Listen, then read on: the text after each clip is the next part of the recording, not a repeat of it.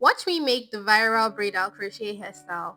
I'll be using 3 packs of the Noble Gold Afro Braids in the color 1. First, I started off by moisturizing my hair with the Ellen hair cream, and then I went ahead to section my hair into 2 parts, and I started braiding from the right hand side. The braids were not too bulky, neither was it too small. Notice that I didn't braid all the way down, and that's because I'll be attaching the rest of the braids down there to form like a single braid down at the end. Because I'll be going for a side part, I made 2 individual braids a little bit smaller than the rest. And when I got to the middle, I continued as 1 individual braid, continuing with the same sizes I started with earlier.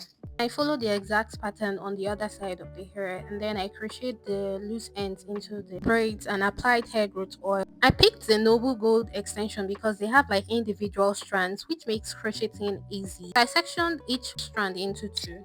I made a short fold on each strand to form a loop to pass the crochet into my braids, just for the back because I didn't want it to be as long as the front.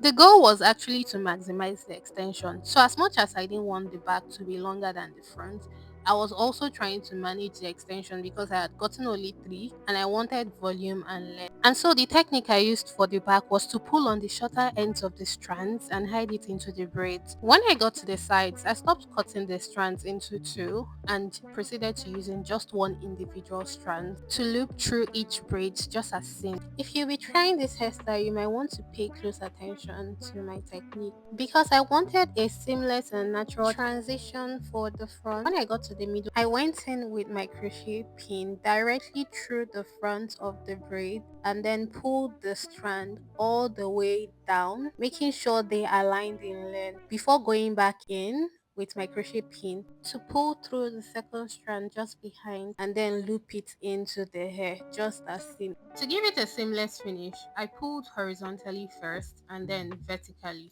I went back to the middle and crocheted all the way closely until I was sure I had covered every space on that particular braid. And this was what it looked like. My intentions were to be able to pack it up as well as style easily. I went ahead to do the same on the other side. At this moment, the volume was really taking me out, but I continued with the second pack, trusting the process. Using the exact same techniques and procedures I used on the other part of the hair. I was finally done with the sides and the back of the hair, and then I proceeded to doing the middle and the front. At this point, I wasn't even done with the hair, but I was so happy with the results. Again, I needed to pay close attention to the front just to give it that seamless and natural look. So I took my time to do the front with the same techniques I used for the rest of the front on the sides. I also made sure to go back in to fill in any gaps or opening I might have missed while crocheting.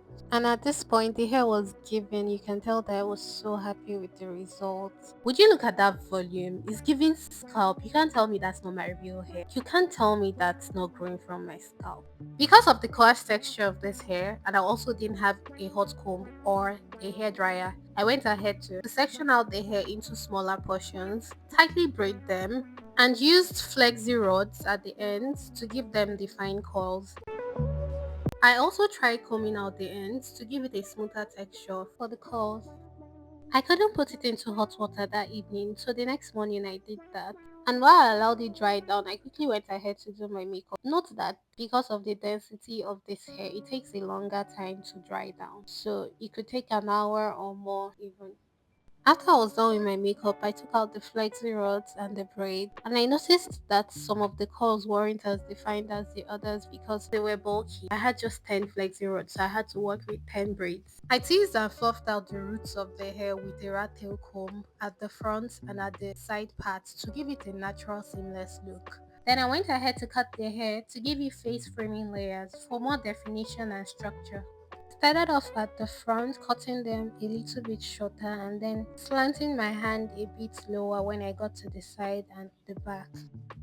And this was the final result.